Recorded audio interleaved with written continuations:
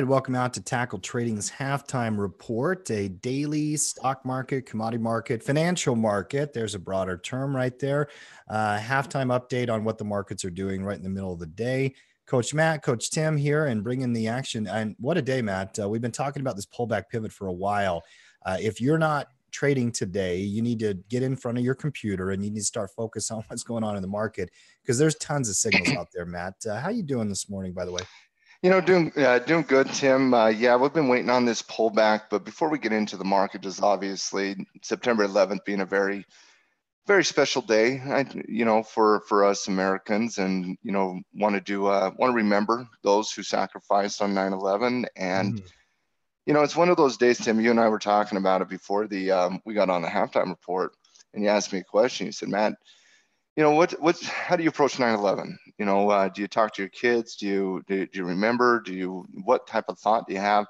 And I think it's like certain days that, you want to sit your kids down and you want to teach them a valuable historical lesson.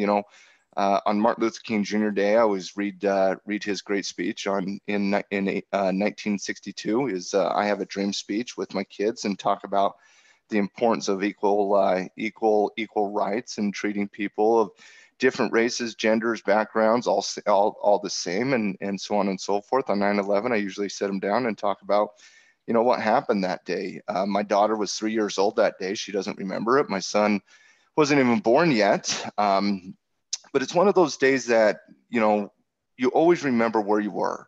And I think for our generation, the Generation X that kind of grew up in the 80s and 90s, it was the first time we really felt vulnerable as a society, Tim. We weren't around in 1962 for the Cuban Missile Crisis, or, obviously Pearl Harbor on December 7th of 1941.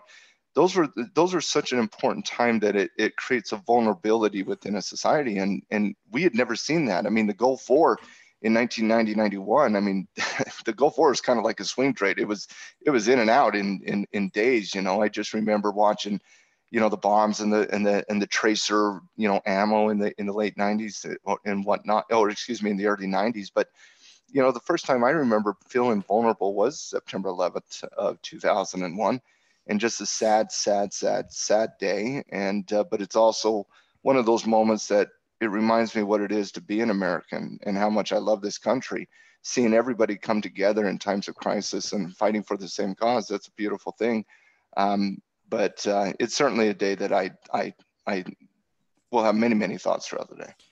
I'll never forget, obviously. I think anybody who lived through it, if you have any kind of consciousness of it, even if you weren't alive, you probably have feelings about it, I'm sure. But Matt, I was in college. I remember you were in law school. We've told that story before. Just deep reflection. And I will sit my kids down and talk to them at some point and kind of, try to give them context, try to teach them something from it. Our world changed that day. It fundamentally changed that day. And I don't want to get into all of what happened in the next 17 years, but our society did change. And I think it's important to set our children down and have them remember why that day was so important. Like I said, Tim, that's a day that all of us remember where we were. I was on my way into my first year of law school. I was in my first month of law school. I get into the law school. I don't know anybody. And everybody, including the dean of the law school, is huddled around this little tiny television in the lobby. And we're watching as that second plane hits. And I just remember the dean basically saying, all right, guys, everybody go home. Don't worry. Don't even worry about it. Just go home. And like everybody else that day, just sat there glued to the television, just wondering what is going on. How deep is this? How horrible is this? Ranges of emotions. But it's certainly a day that I believe that all of us should take a moment today and reflect and honor and remember those who paid that ultimate sacrifice. I agree. And by the way, not just paid, but are continuing to pay it. There are a lot of people, first responders, people that were there that, are still having health issues, even pop up 17 years later, Matt. Well, it's incredible. I got friends who after that day decided to join the military and fought in the military for the next 12 years, fighting for our country, serving our country. And, God bless the troops over, abroad and here as well. Yeah. All right. Somber day in that regard. And, not a somber day in the market, though. No, not really. I will say this. Last year, I had the good opportunity to be in New York City and take my kids down to the Ground Zero World Trade Center Memorial, the new, what do they call that? Trade Center 1 or 0. And it was incredible. I mean, what they've got there, the museum they have there, it was great. Beautiful. Yeah, yeah. All right, markets are up here today. Green candle on the S&P, on the Mhm. volatility index down. Now we were joking about that before. Not much there. S&P 500, Matt, green candle, and really just a beautiful trigger entry. If you took a picture for a textbook, that could be the picture. That is the picture. Yeah. That is the picture. In fact, if you want to teach what a bullish retracement is, that's the picture. The only flaw in this technical setup, Tim, and this is the only flaw in this technical setup, and I'm a little nitpicking here, but that increase in volume on the sell-off still does concern me a little bit. But overall, Tim, if you're looking at all the different criteria is what creates a strong bullish retracement, this is it. You have increasing trend momentum. And what I mean by that, ladies and gentlemen, small movement up, big movement up. You have Mhm. increasing trend momentum here.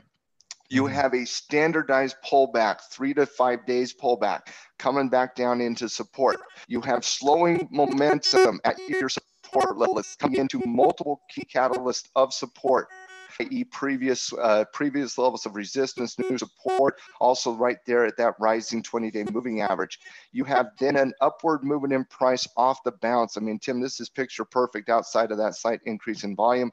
And like I said, on when we were talking about the breakout on, I can't remember what it was. I think it was Apple. If you can't buy a breakout on Apple, what are we doing here? And I'm going to say the same thing about this. If you can't trigger into the market off this retracement, I don't care what the economic condition is. What are we doing? This is a perfect bullish retracement. There's wonderful setups out there in the market. And you know what, Tim, as we always have to do with certain disclaimers, there's a million variables that could impact this setup, but Sure. those variables exist every single day of every single market action. I'm going to trust the technical setup. I'm trusting my eyes, and I'm buying this. I'm buying this retracement. Trade what you see. That means entry, exit, management, the whole thing. And when you see an entry point, you do have to pull the trigger somewhere, somehow, some way. That could be with long call, long stock, a bull put spread. You got to know your system. But I love the signal. There's no doubt about it. The S&P is the broad market, and obviously that's where we start every day for a reason because it's got all the different sectors exposed. One of the areas that I'm very interested in is tech, but we're going to go to the Dow Jones next, Matt. Talk about the industrials. Dow's up 100 points, 26,000 right now on the index. What are you reading in the Dow? It's the same type of technical setup that you're looking at in the S&P, slight pullback down into the 20-day moving average. However, I see this much more as a high base type technical setup than a standard retracement. And just to the naked eye, you can kind of see it here, where instead of a standard pullback coming down, you kind of just consolidate. And so I'm seeing this more as a high base type situation versus the S&P. And just to give you a little bit of a different perspective here, this is your standard type retracement down. Pivot down, pivot back up. That's what we'd like to see from that type of technical setup. When you're looking at the Dow here, it's not a bad buying opportunity. And if somebody came in and said, listen, I'm going to go find me some Dow components that are setting up, I'd be like, yeah, that's good. It's responding favorably. It tested the lows overnight action. The entire market was down overnight, by the way. We Mhm. were opening up down. The market has responded positively after the market opened. So you got to love the bullish nature of what's happening across the board in the market since the opening price.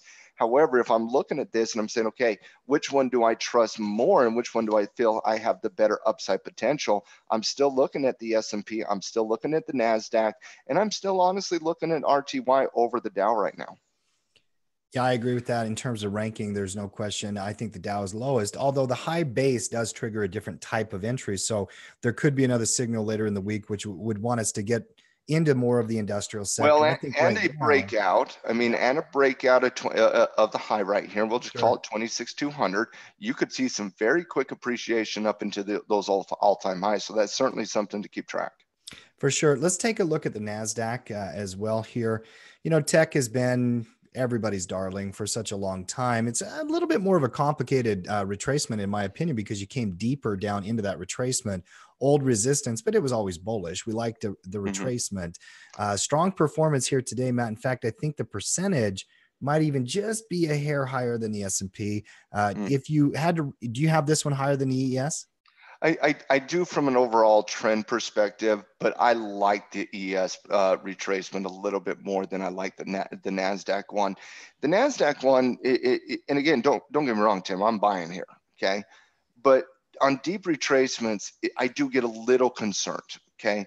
But even though this is a little deeper retracement, the very important piece to that deeper retracement, Tim, is it still stayed above its 50-day moving average, okay? Yeah. And this is something that I talked about a few days ago when you're tracking kind of those areas of support where it can come down into, you know, on retracements, you have your previous level of resistance here.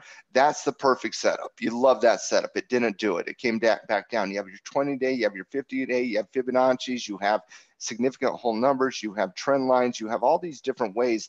But kind of in that short-term bullish retracement before you come off the bullish retracement is really that 50-day moving average, in my opinion. That 50-day moving average is a very important intermediate support zone. You can see it acting as support right here in late July. You can see it acting as support right here in late June. And now we're kind of seeing the same thing here. So, you know, even though I don't love the deeper pullback in the NASDAQ in comparison of the ES, I still have the NASDAQ ranked on top of the ES, but it is close for me.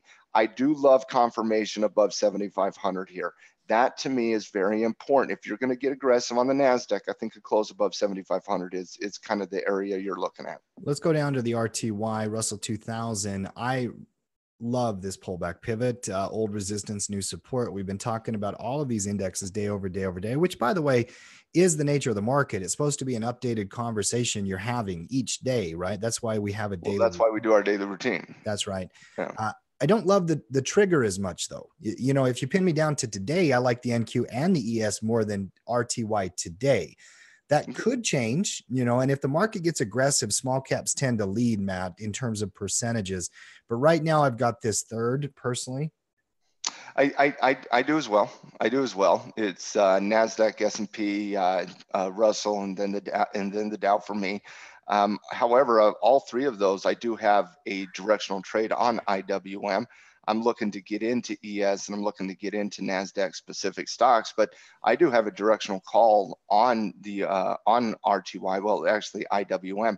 So I do think we can see some quick appreciation here, even though I don't love the technical setup as much as I do the ES or the NQ. Yeah. Well, I mean, all the indexes are flashing green. You know, you do rank them. You have to, you know, be a stock picker at times and kind of start working down into sectors and industries and whatnot. The thing I always do next, that we always do next, is go down to the commodities and the dollar first, though, Matt. And let's look at the dollar index. And some of what really flashed on my radar this morning before stocks took off was that commodities were really volatile. Gold was down, crude oil was up, and then the dollar sitting here kind of doing nothing. Yeah, it is doing nothing, and it's done nothing for pretty much the past week. I don't think it's going to do much until we come into later September with the Fed announcements and whatnot. You have a very, very, very clear resistance zone here, Tim. This is kind of your key level. It's right here at 95.5 to about 95.75. So if you're looking at that clear resistance channel right there, the thing that I'm kind of looking at here, Tim, and I'm getting a little concerned about the health of the dollar, is that could be forming a head and shoulders formation where you have your left shoulder, your head, your right shoulder, you have a trend line, and I'll show you kind of the trend line, or what's called the neckline. You have a neckline forming in that capacity right there. So you're looking at the beginnings of a head and shoulders formation. And it doesn't mean it's going to break down. It just means that the trend is neutral right now. Would you agree with that? Correct. It is neutral right now. Fundamentally, I'm bullish on the dollar. We've talked about it, but that doesn't even mean long term. By the way, I got into a discussion yesterday with, another investor, and he was saying how the fiat currency is going to crash and it's going to die and the dollar is going to go away. And maybe you're right, but not today. That's right. That's where I'm like, I get it. Yeah. Okay. We've said some of the same things, T. Right. I mean, when you're looking at the long-term nature of the dollar and you're projecting 10 to 20 years out, and you're looking at the fiat currency system and the debt-driven system and the hyperinflation we're seeing in different countries around the world that all tied to fiat type status. Yeah. If the dollar loses reserve status and we have trillions of dollars that are out there in the international market come home, and our debt and we have a debt implosion, and the U.S. government, for the first time in our history, gets downgraded on our credit worthiness, then yeah, the dollar will plummet and the dollar could go away, and they could issue a fifth edition of the United States dollar. So yeah, I get that. But again, I just want to say this one thing very, very clear, that today is not today. Mm-hmm. No, Right. it's not. No, it's not. And it's nowhere close to today. Well, frankly, I think if you're going to have an honest intellectual discussion about it, it may not be anywhere near this decade. I don't think the dollar dies in my lifetime. No, it may not die in our lifetime. We have no idea. There's too many variables. There's too many other things that are at play here. And also just the powerful, nature of the Federal Reserve and the central bank and what they can accomplish. You can't underestimate it. I have my concerns. There's some history to it. We'll table that for another discussion, maybe on a podcast. We've talked about that a lot, but dollar right now flat. Commodities, as we take a look at it, crude oil, some action here, Matt, Yeah, there is. Yeah, it's a beautiful candle. Mm-hmm. Yeah, yesterday I got so close yesterday, Tim. I got so close yesterday to when we were in the halftime report to being like, oh man, I'm seeing slowing momentum, short-term pullback. Watch for it to run against 70, and I didn't do anything. But if you recall what I said from a week ago, Tim, I said, I'm not buying the breakout because it's overextended on the breakout. Wait for it to pull back and make another run on the breakout. Mm-hmm. And that's exactly what's happening here. A break of 70 on this break could be significant and would be a tradable signal for me. And the only difference is this, Tim. It's thinking about running, think about energy, think about getting tired. If you go outside and you run a mile, you're going to want to take a break. Well, this is running a mile. The market simply wants to take a break. It takes a break, it retraces back down, and then it runs a half mile going into 70. Well, when you run a mile, you're a little bit more tired than when you run a half mile, correct? Mm-hmm. We're only running a little bit here on the breakout, still has room to move up. Keep an eye on that key level of 70, Tim. It could happen this week. Well, yeah, and a break of 70 does bring in the idea of potentially another trigger, so for sure. You got to love the action if you're long crude. 2.5% is nothing to shake your head at. Obviously, very, very bullish. Beautiful candlestick, a lot of resistance here in front. Gold, Matt, it was down this morning. It has rallied back through the middle of the day and really started to show some resiliency here around this 1200 mark. It's been about 7 candles now where it's been just hanging around. And you got to like it if you're a bull, in my opinion, because you've not seen this massive sell. Well, you're hoping as a bull, right? You're looking at that chart and you're like, oh, it's fighting the resiliency. I get that. But Tim, if you'll notice here on the chart, it did it here and then it just popped. It did it here. You see this really similar type fade action here, Tim, and then all of a sudden it just pops. You're seeing this little bit of a fade action here, very similar to what you're seeing here, and then watch this just pop. I see the slowing momentum in the trend, Tim. I'm seeing the psychology change in the chart to a certain extent. It's certainly trying to fight for that 1200, and it's been doing it for a damn week straight, and it's driving me nuts because beating up my short gold trade. But I'm still bearish, and I'm still bearish until we get a close above 1220. I'm bearish. Yeah. In fact, this morning it was my best trade in my account is the gold when it was starting to sell off because, starting to really trigger. It looked like it was going to run too, quite frankly. The trend is down. It's below the moving averages. I'm not going to think intraday action. If you do look at the intraday, though, it has made a pretty impressive recovery here. Going right back up into resistance. There's just so much activity here. I don't think gold's going to do anything for the rest of the day, mind you. Yeah, a couple of sectors that I think are standing out right now, Matt. XLP, we've had a bullish call on. And I got to tell you, I unwound that position. I don't like the action here today when the market is showing strength and there's more aggression elsewhere. I took profits on my XLP trade. I don't know what you're looking. No, I'm coming out the call. I'm neutral on XLP right now. Coming into the week, Tim, and I'm going to just kind of go here to the Tackle website. So coming into the week, and let me get one of our reports we put out here. We put out the market scoreboard out there every single week, and it comes out on Saturday along with all of our scouting reports for our pro members and whatnot. And that's basically our deep dive into the overall marketplace, right? And that the market scoreboard, for those pro members over there, they enjoy the scoreboard every week. We are rebranding that to the Tackle Weekly newsletter. I'll keep you posted, posting on that. I'm very excited for what we're doing there. But every single week, we kind of rank these sectors on our grid here. We had consumer discretionary, healthcare were kind of those best performing sectors. All of us really liked consumer staples and consumer obviously technology. And then you can kind of see where we rank the rest of them here. In looking at consumer staples, Tim, coming into the week, you're coming off this bullish retracement. It's been a very consistent trend. You had some real big action coming into it, into the market. But then when the market changes, you have to be willing to adapt and adjust and change with it. And what I'm seeing over the last 2 days is very concerning in the consumer staples sector. Number one, consumer staples is a safe haven type sector. That's number one. And with the market confirming off its retracement, and you should see money come into technology, come into those aggressive sectors, consumer staples might lag in that capacity. Number one, just because of the overall bullish nature of the market coming into today and the rest of the week, especially if we do see follow-up off that confirmation in the S&P, you might see consumer staples struggle this week. But I'm also looking at the last couple days here. Inverted hammer candle at your previous resistance level. Once again, showing relative weakness today, down 11 cents, 0.2% on the day. When the market is starting to show a little strength with the S&P up 10, NASDAQ up 46, Dow's up 110 points. So staples showing a little bit of weakness out there.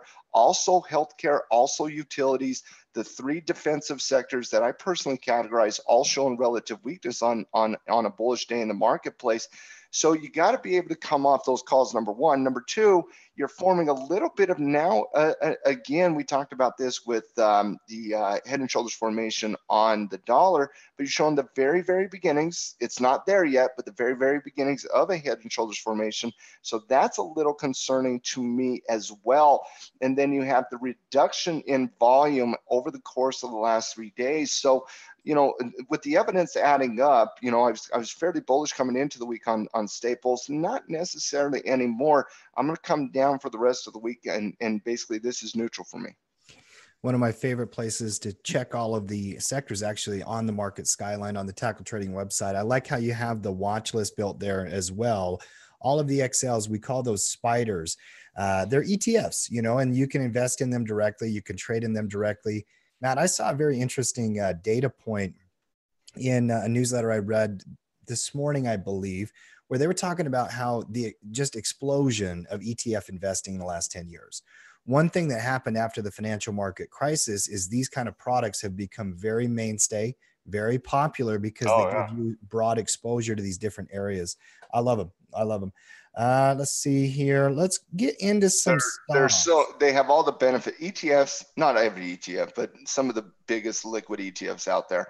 They have all the benefits of the mutual funds in the sense of diversification of asset classes without the fee structures, and you can trade options on them.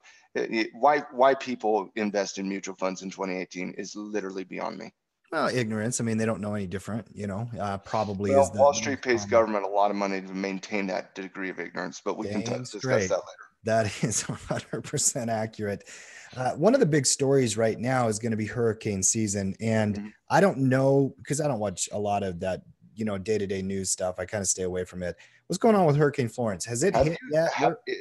No, it should have landfall later this week. But have you seen the size of that storm, Tim? Last night I was reading some news and I saw this screenshot from some satellite. I don't know if it was NASA or whoever took the screenshot, but I saw this screenshot of the Atlantic Ocean right now, and a lot of those hurricanes come from the Dust Bowls out of Africa. Tim, there's 3 other hurricanes out there, and some that could be just as big. But Florence, I mean, it is massive in scale, and just for the love of God and all things holy, people on the East Coast, especially the Carolinas, North Carolina, South Carolina, stay safe, heed the warnings of government officials, stay safe. But Tim, I want to talk about something. Can I say something real quick? Yes. Real moment for me in my life right here. My little sweet Sadie. She just Sadie. That. and her leg is finally doing a little bit better. So she's barely ran into the house, and I'm excited about it. My dog, I have a Great Dane. I'm sorry, Matt, I don't mean to No, interrupt. you're fine. She's pretty big and pretty loud here in the office. Um, she's had some challenges lately, health wise. She's old. You can probably see it in her face. Come Very here, old for a sweetheart. Dane. Come here, sweetheart. Yeah. Oh, my sweet Sadie. Sadie's a sweetheart. She's my trading buddy. Yeah. Anyway, sorry. Go ahead with your thought there. Well, I was just going to say, make sure everybody stays safe. But Tim, when it comes to the investing world and trading, natural disasters have an impact on price action. Agreed? Oh, of course. I mean, Okay. not just hurricanes, but a lot of them. Everything Yeah, does. for sure. Everything does. Yeah. Coming out of hurricane season, though, and during hurricane season, outside of hurricane season, the thought is that we will put a lot of money into infrastructure to rebuild, to do all this stuff, correct? How would you go about perhaps thinking about it from a trading, investing, trend trading perspective, whatever trading perspective you want to think about it is, but are there some opportunities in this type of seasonality when, I think we call it hurricane season, right, for a reason? Sure. I mean, think common sense. Okay.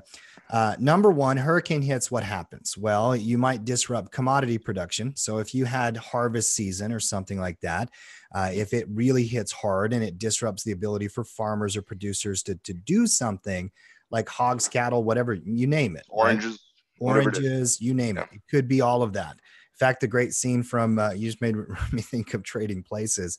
The whole idea was the future, harvest report, right? That disrupted the orange prices at the end of the crop report. So it could do that. So if you're a commodities trader, if you watch commodities market, that can have an impact. But even simpler than that, Matt, if you lived in South Carolina right now, you'd probably be buying plywood. So lumber liquidators, LL, Home Depot. You're probably going down to Lowe's. Now, Lumber Liquidator's been a trash company for a while. They've been it is a trash company. But Home Depot, the leader. I know me. I'd be going down to the Home Depot. Company. I'd be stocking up on supplies, whatever I need, right? And so you do get a natural bump into these areas that sell the products and that would benefit from the driving demand from consumers. So a Home Depot was the first stock I thought about when I read about the hurricane, because we've seen this, Matt. Look at that trend. And there is, I'll say this a couple times, but there is some evidence here of seasonality when it comes to hurricane season and Home Depot going up. There is some of that. Some of that could also just be that simply the market from a Christmas holiday season could be rallying as well. So it's not a one-to-one correlation, but when I'm looking at just, projections, probabilities, seasonality, whatever it is, obviously we're starting to see a lot of strength coming into Home Depot. By the way, on this weekly chart, you got to love the breakout here on the weekly chart on Home Depot. That's just a beautiful, beautiful type breakout here. Mm-hmm. But in looking at the previous type of seasons from October, November type, you had some big appreciation coming into 17. But again, that was the Donald Trump year where everything was going up in infrastructure spending. And, we didn't see the infrastructure spending actually happen. But, there's a lot of news about infrastructure spending. So there could be a little bit of that there. You had price appreciation coming in you had a little bit of activity in 2016. But I would say that's more just neutral in 2016. And once again, what was happening in 2016? In October, nothing. The market was flat to neutral the entire month because of the election coming in November 9th of that year. 2015, you have good price appreciation coming into that type of time frame. 2014, you have real good price appreciation. 2013, you had decent price appreciation. In 2013, you did as well. So there is some evidence to suggest that Home Depot, from a seasonality perspective, whether you give the credit to hurricane season, the Christmas holiday shopping season, whatever it is, there is evidence to seeing, Home Depot do fairly well in this environment. So I don't, whether it's, hurricane season or not, my thing is this: I love the breakout of 200, 210 here. I just love that breakout. Well, no, the efficient market theory, you don't have to know why it's breaking out. It's Yeah. breaking out on the weekly chart. I mean, come on. That is a beautiful chart. The fact is, the news is propelling this a little bit, obviously. Stock has jumped Especially the from, last couple of days, Tim. I mean, 205 to 213. It jumped yesterday when the market was pretty flat. Yeah, It's Home Depot doesn't obviously like doing that. bullish. Yeah, I agree. And you know, over the last 2 days, this is something to track as well. But over the last 2 days, there has been heightened growing concern about Florence, right? So as from all indications, it seems like that storm is strengthening coming into the East Coast. I don't know what it is right now, but I think the projection is a Oh, category 4 coming it's in. incredible. Check this link, Matt. I'm going to put it in the chat in our webinar room. Google has a crisis map where you can actually check the storm and when it's going to hit. It's incredible the technology we have these days in this world, but you can see the speed of the wind right there. Look at how big that is. It's massive. scary. Tim. Yeah. I mean, stay safe out there, guys. If you're on that, Yeah, stay safe. if you're on the East Coast. Yeah, I've not lived in hurricane areas. I know that a lot of people just kind of sit and ride out the storms and whatnot. Some people have to. I don't know. I mean, listen, that's why I live in Utah, because nothing ever happens in Utah. 115 knots, 132 miles an hour is their maximum sustained wind. It's moving west and northwest. Looks like it's projected to hit right into Moorhead, Myrtle Beach, Wilmington, Charleston area. Yeah, it's going to cover all South and North Carolina. But coming back to Home Depot really quickly, Tim, and this is one thing I want to be clear on. Home Depot has seen, you know, good momentum the last couple of days as this storm is gotten a little bigger, a little badder, a little scarier. But Tim, let's say that hurricane comes and I pray to God it comes and no damage is done and everybody's safe. And it's just one of those things that we look back, we're like, whoa, man, we got lucky on that one. Shouldn't Home Depot come back down? It would retrace. I mean, that's the variable, right? Sure. Yeah.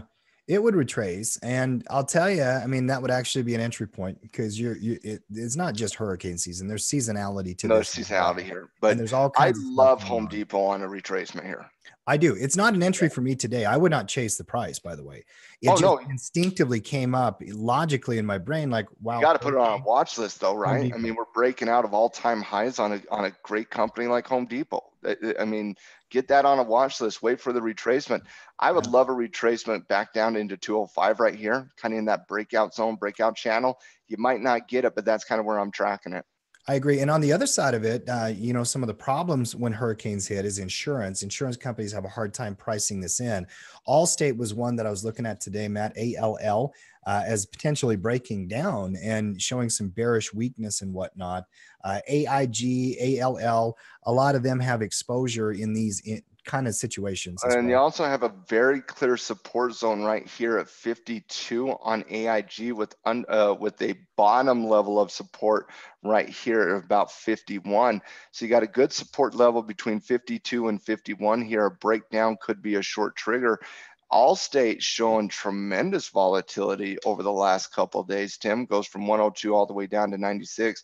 Little bit of a snapback rally here today, but Tim, you got if you're an investor in Allstate, you got to be concerned, number one. And if you're a trader in Allstate, that slowing momentum coupled by a breakdown, breaking all support levels, that's got to be a little concerning there as well. So seeing some strength coming into Home Depot and some weakness into the insurance, I like the call. Give me another one. TRV, Travelers Insurance, is a $34 billion insurance company, not quite as big as Allstate and AIG.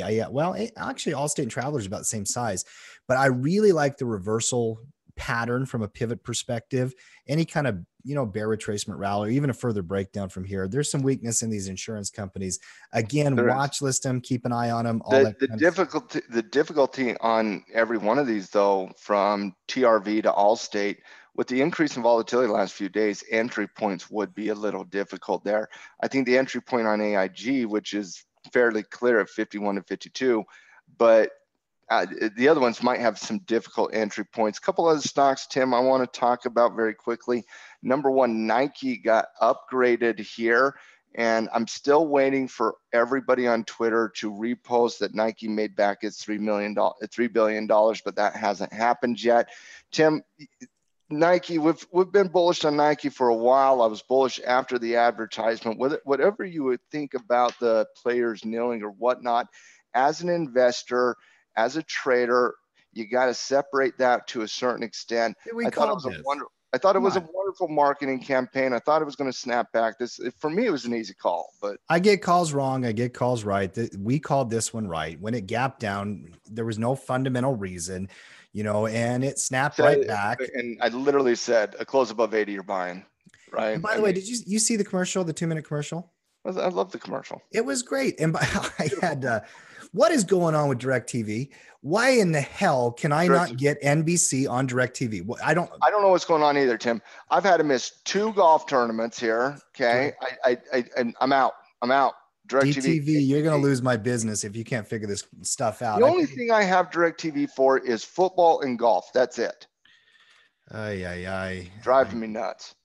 But with that said, I'm still buying Nike here. I love it. Next is Baba, Tim. And I want to, this is an interesting one for me. Yeah. Baba in the news, and this is not Jack Ma related, but Baba in the news because they had announced a merger and an acquisition of, and I forget the Russian company's name, but it's a Russian e-commerce company. And Baba obviously wants to have closer ties to Europe and have closer ties to Russia. And the one thing that I'm thinking here, Tim, and we've talked about this in the past, but with this new trade war discussion between China and the US, and because of some of the things that Trump is doing from that trade perspective, that is opening the door for economic giants like China to get the foot in the door. I agree. Baba going into with the merger just announced today, and think about it like this, okay? A couple numbers for you, and then you can come in. Mm-hmm. 70% of Chinese consumers buy things online. 50% of Americans buy things online. 20% of Russians buy things online.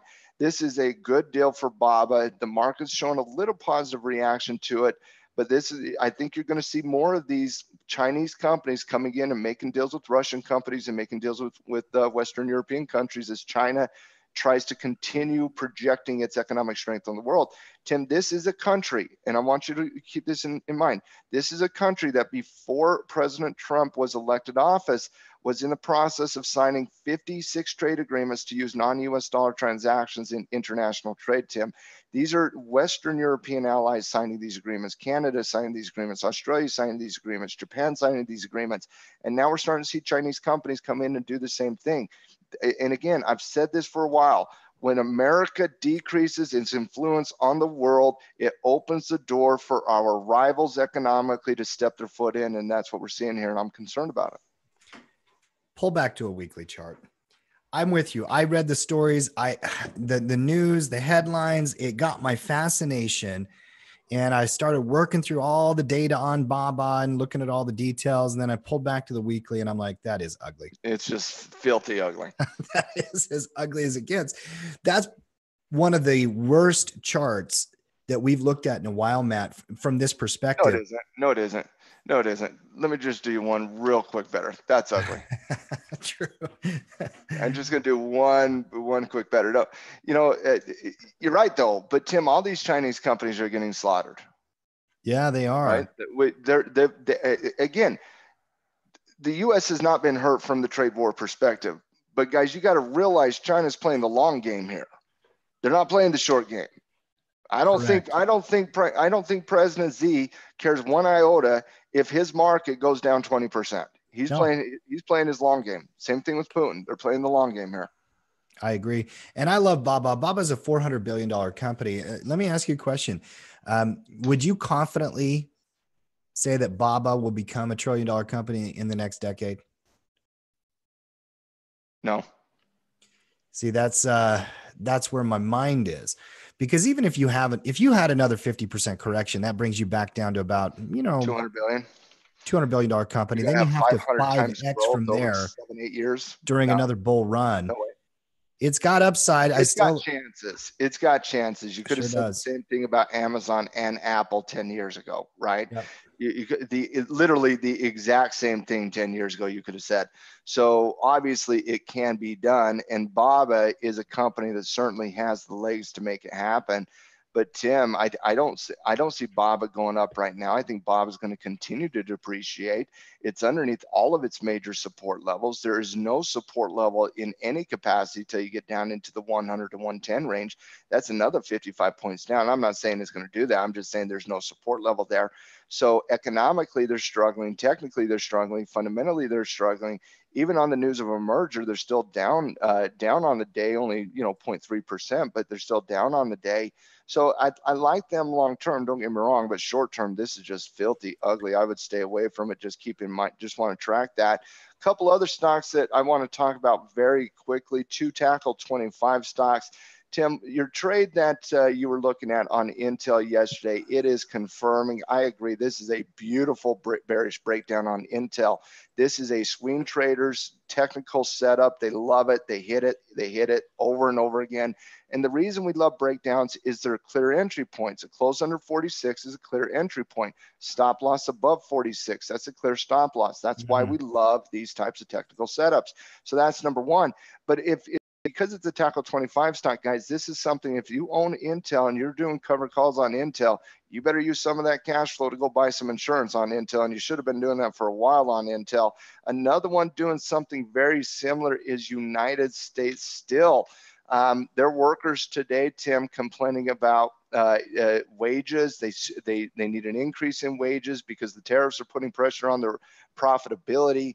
Obviously negative news. Gaps down underneath its support level. This is another potential short side opportunity. But as an investor in U.S. Steel, it is vital that you are protecting your investments in these types of categories by collaring those trades. If you're doing cover calls, by buying the put options. And then the last stock I want to look at, Tim, and I'm getting excited for this stock, is AMD. AMD, Advanced Micro Devices. Don't know who the analyst was. I wish I remember their name. Earlier today, I read that one of the analysts had basically upgraded AMD on news that they were going to be more competitive in online worlds and all this jazz, whatever. Don't care. This stock is a juggernaut stock, and a break and close above $30, Tim. That's my point on it, is a break, a close above $30 is a buyable opportunity, even though this is tremendously overvalued. A lot of momentum coming into AMD. One last stock I want you to take a peek at is Activision Blizzard, which has been a popular company on our reports over the years. We like this company. It's liquid. It's tradable. They have a new game out, I guess. I've not played a lot of video games. Wait a second. Let me guess. Destiny 2. No. Okay, hold on. Your wife plays Destiny. Let's go. It's not Fortnite. If I called my son, he would tell me in a heartbeat. What is it? It's the Call of Duty Black Ops 4. Whoa, that's out? Oh, I already have pre-order. No, it's launching in October. Sorry. Oh, I hate you right now. I was going to go play zombies. I'm not a gamer. I'm sorry. I might have just got you so excited right I did. Listen, one of the things I love doing with Tanya and my son is he's a big time gamer, and there's certain games that he really likes. Fortnite. I don't think he likes Fortnite. I think he just plays it because everybody plays it. Fortnite, Destiny, Call of Duty, right? And then he has some random ones. But the Call of Duty is the only one I can play because I can play zombies. And Tim, I just sit in the corner and I shoot these zombies. And I love it because me and my son will get online and we'll play together and we'll just talk. We'll talk politics, history, girls, relationships. I gave him the Birds and the Bees talk one day while we were gaming, playing zombies, giving him analogies of How I Met Your Mother and how he needs to be more like Ted, not as conservative as, say, Marshall, but certainly you can't go down Barney's Road. So, I love doing that way. So, yeah, you got me excited, and now I'm down. I thought, come on, what's wrong with you? Well, listen, I guess the battle royale mode is going to be a massive hit. A lot of the game analysts, somebody came out who actually ranks the company and upgraded the stock. There was some leaks and some reviews about how they just think it's probably the coolest Call of Duty that's ever been created, from what I understand. Everything's the coolest. The technology improves. That happens. Graphic cards get better. Storylines progress. All that jazz. Gaming, for those of you who don't understand this, is a $10 billion industry in the U.S. And it's growing, by the way. It's growing. Activision not only has Call of Duty, Tim, they have Warcraft. Oh, you're gonna take me back. What was your dumb character? Started with a W. I didn't have any dumb Your characters, Matt. dumb moonkin bear type thing. What was that? He was a druid and his name was Warwick. Was his name Warwick or something? Yeah, yeah, I can't say much. I had a shadow priest by the name of Helaman, so we're good. yeah. We're geeks, guys. At heart, we're traders. We're geeks. We're nerds. I agree. This is why we can't be cool. Anybody who We were listens to trading our Bitcoin in podcast. 2014. We're nerds. Oh, that's okay. I embrace the nerd. I think it's cool to be a nerd these days, from what I've been told. So Nerd is cool these days. it's always been cool. When you asked Cam yesterday in the podcast, would you categorize yourself as cool? Yeah, nerds are cool. Come on. All right. Any last thoughts there, young man? Just remember to remember those who have fallen before us, especially in the name for our personal freedoms. Yeah, I agree with that. And I don't even know what the best way to remember it is, but I will sit my kids down at some point today and have a conversation with them. I think as a father, that's one of the roles of fatherhood, right? Is to teach and to try to shape their thinking and give them the opportunity to learn from stuff like this and give it context. And 9/11, obviously a memorial here. We're 17. It's amazing to me. It's 17 years ago, Matt. It's doesn't feel that way. No. Remember the fallen. Remember the people who are dealing with struggles right now. You know, Tim, just one really, really quick story. I was an intern in Washington, D.C. in 2001. I was an intern it was my last year of college before I was going to law school, and I was interning for Congressman Republican out of Utah, 2nd District, James Hansen. And there was a woman who was also an intern with me. Her husband worked in the Pentagon. I left DC in about April of that year, came back home to graduate, get ready for law school and whatnot. And I'll always remember her, number one, just nicest woman. And I met her husband one time when he came to Congressman Hansen's office. Mm-hmm. After 9/11 hit, and it was later on that year, I was back in law school, but after 9/11 hit, one of the first images I remember seeing was this woman who I interned with, this woman standing up right next to George W. Bush. And her husband was killed when the plane hit the Pentagon. And the strength that she showed and the resolve that she showed, it's just something that I will always remember my entire life. Mm-hmm. Wherever we were all impacted by what happened on 9/11. So I think it's important that every year, not just this year, but every year, we make it a priority to set our children down, to describe what happened, what we felt, because as generations happen, much like our generation forgotten the ills of what can happen in 1962 or 1941, I think it's important for us to make sure that that next generation remembers that this was real, that the emotions were real, that the pain was real, that the fear was real. And yes, everything we've done after that was not the right step. Everything we've done after that, you can look with 64,000 feet in the air, with hindsight being 2020, and saying, John McCain, you were a war dog. President Bush, you got used by the military-industrial complex. All this, I don't care about any of that. What is important to me is to make sure that my kids understand that the emotions, the fear, the pain, and yet as America, and as we do our best, and this is the core of America, who we are, when we get hit, we come together. As a society, we come together. We'll yell and bitch at each other later on. But when we get hit, we do come together and we find out who we truly are. And we did that in 1941.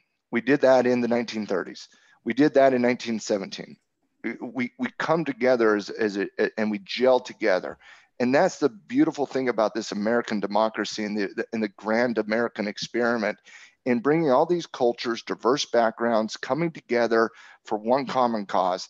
And if, for the love of God, if for one day in 2018, we can remember that in our core, in our hearts, we all have so much in common that we need to stop yelling at each other, stop criticizing one another, come together as a society, and prove once and for all that this grand experiment that we started in 1776 and 1787 was not only legitimate, but was the best experiment that humanity has ever seen. And I still believe in that.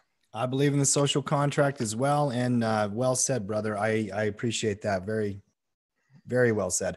All right, guys, that has been our halftime report. As always, come and join us at Tackle Trading. If you're watching our channel for the first time, subscribe, like it. If you're watching this in your halftime crew, make sure you give it a quick like. That always helps us get the word out and whatnot.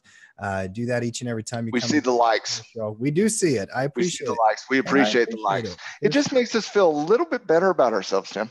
I don't know what that is.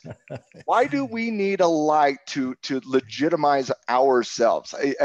What is it about we're gaming nerds at heart, and it makes that's true. Feel cool. Oh, good point. Okay, we are not cool without likes. Please help me show my son how cool we really are. He keeps telling me about all these gaming videos that get millions of likes. I'm like, my information is so much more important than that nonsense. But he didn't agree with that. So let's help me win an argument with Tanya. Well, I believe this. If we could teach the gaming community how to trade and make them feel like this is actually fun, they can go out and make some money. It seems like such a natural skill set for young people who game to want to learn how to trade the market. I've said this more times than I can count, Tim. My son's going to need to learn how to trade because as a gamer, I'm a little concerned about that. Hell, he might become a professional. They make money in gaming these days, from what I understand. Yeah, but it might just be as much of a long shot as getting to the NFL. Who knows? I have no idea. I've been out of the gaming community for a while. Listen, just go talk to your wife. I don't want to bring it up. Don't talk about it. I don't know why you're embarrassed of that. I'm not embarrassed by it. My wife loves gaming. I think it's really cool. My awesome. wife has picked up video games later in her life. She's in, she's a mom, and it's a way for her, like you just mentioned, it's a way for her to connect with her brother who travels a lot. Yeah. That's how she started. Now she loves it. It's fun. And, that's the thing. It's all in life that you got to have a hobby. You got to have something where you can get your brain to relax. I was king of England one time in Stronghold Kingdoms. Yes, you were. Yes, you were.